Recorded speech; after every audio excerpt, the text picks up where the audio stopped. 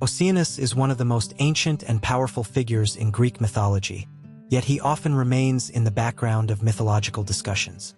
Unlike the Olympian gods, he is not a ruler of a specific domain in the way Zeus governs the sky or Poseidon commands the sea.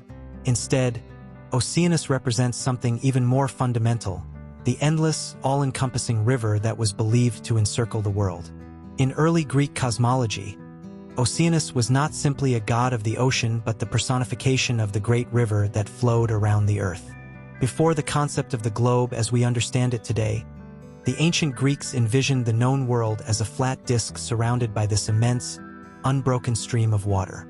This river was the source of all seas, rivers, and lakes.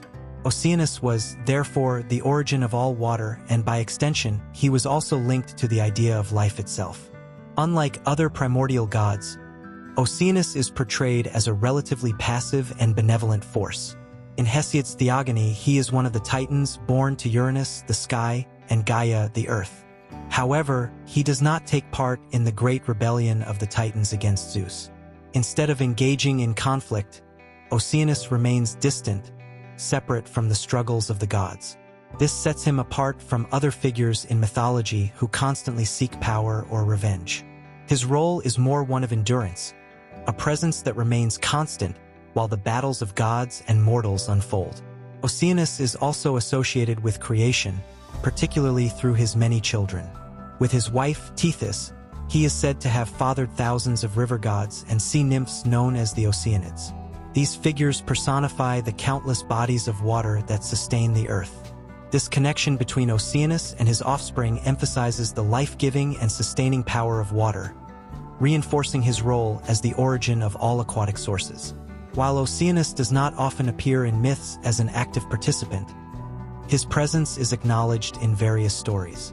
In Homer's Iliad, Achilles refers to Oceanus as the source of all gods, a reminder of his deep-rooted significance in the Greek worldview. In some versions of the myth of Heracles, Oceanus is said to have helped the hero cross his waters on his journey to retrieve the cattle of Geryon.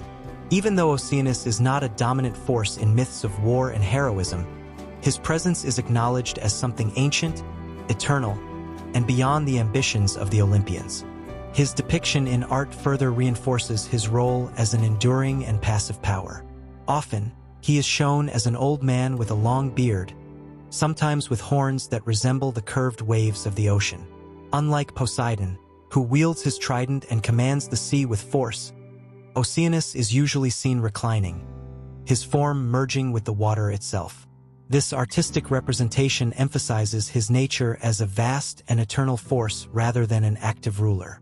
Oceanus represents something deeper than just the physical sea. He symbolizes the unknown, the boundary between the world of the living and what lies beyond. In ancient times, sailors who ventured too far risked encountering the mysterious and infinite waters of Oceanus, where the edges of the world faded into the unknown. This idea made Oceanus not just a god of water but also a representation of mystery, eternity, and the forces of nature that existed long before gods and men.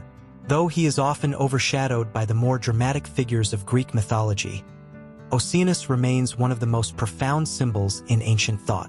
He is not a conqueror or a warrior, but something greater, an unchanging force, the source of all waters, and a boundary between the known and the unknown. His role reminds us that not all power is in action. Sometimes, the greatest influence lies in the quiet presence of something that has always been and will always be.